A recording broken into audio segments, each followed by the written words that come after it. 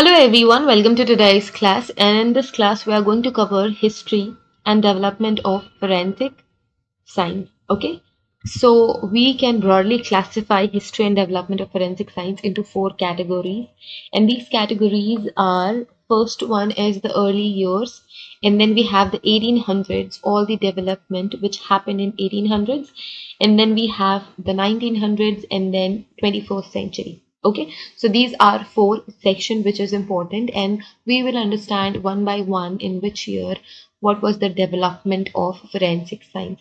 So firstly, the early years, the beginning of recorded in 1700s. The beginnings were recorded in 1700s when the Chinese were used fingerprints to establish the identity of the document and clay sculptures. So they want to identify these clay sculptures and documents with the help of fingerprints, and that was the first recorded beginning of a fingerprint which is being used in personal identification of personal identification or identification of that document and clay sculptures. And after that, a few scientific advances happened in 1248. The book was published. Its name is His Do on You, which means washing away of wrongs. It was published by the Chinese people, and in this book, they described how to distinguish the drowning with strangulation. So they have added features of strangulation and drowning in this book. Okay, it was the first recorded application of forensic medicine and medical knowledge to solve a crime. So this is forensic medicine, we can say. After that, in 1609, first treaty on systematic document examination was published in France. And after that, in 1784, first documented use of physical matching was seen. An Englishman was convicted for the murder based on a torn piece of wad of a newspaper in a pistol that was matched a piece remaining in his pocket. Okay, so they got a wad piece in the crime scene, and they got the another one in that person's pocket. So they have physically matched these two papers. Okay, so if these, let's say this is piece 1, this is piece 2, if they are matching accurately, it means they have the same origin, and it is the confirmatory type of examination. Confirmatory type of examination. Okay, physical matching is the confirmatory examination. It's not the primary one.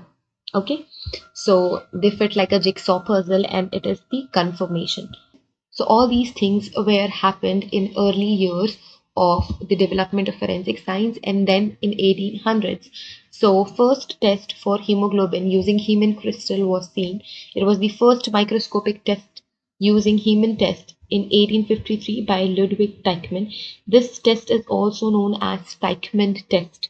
Okay, so it was the hemoglobin heme crystal test which is seen in microscope.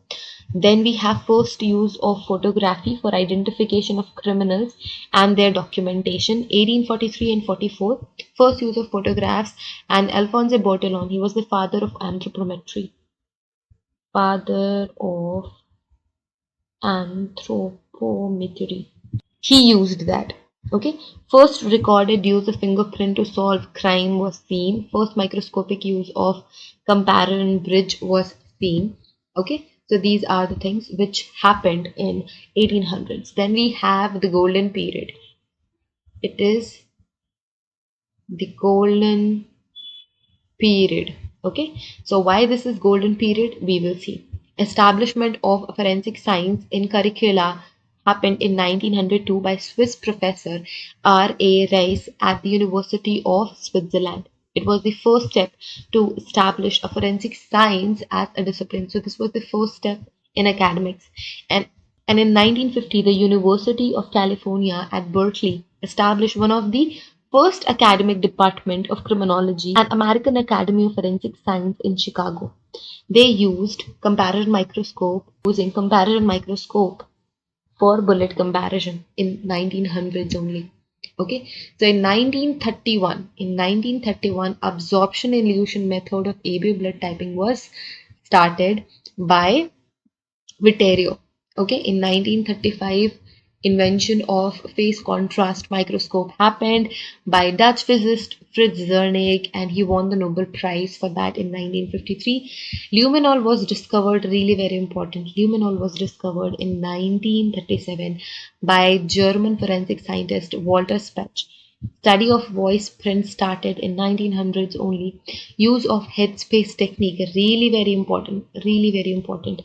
It started in 1980s for the analysis of volatile compounds in arson cases and in explosive cases. So all these important things had happened in 1900s only. And then we have development of SEM, that is scanning electron microscope, in 1931. This Sir Ernest built the first transmission electron microscope with higher resolution, then light microscope. Then we have in 1935, Max Knoll became the first researcher to scan the surface with electron beam to obtain an image. An electron dispersion X-ray technique developed. Then we have evaluation of gas chromatography and mass spectroscopy for forensic purposes. Then we developed PCR, that is polymerase chain reaction. We started using PCR technique for clinical and forensic application. So you can clearly see why 1900 is the golden period of forensic science development. Okay, then we have 21st century. So all these development, which is recognized as a critical ingredient in the law enforcement, is the present day scenario comes under 21st century, developing and maturing. It is developing and maturing day by day. All the old techniques are getting improved at the present scenario. So this is some category. So this is the categories through which we can understand how forensic science get developed and what are the different phases of development of forensic science, development and history of forensic science. So I hope this lecture is helpful to you everyone. Thank you so much for watching this video. See you guys in the next class. Till then, take care. Bye. If you like this video, you can click the like button. You can share it with your friends. And if you want to join us on Instagram, Telegram, link is in the description. You can join us there as well. So thank you again. See you guys in the next class. Till then, take care. Bye.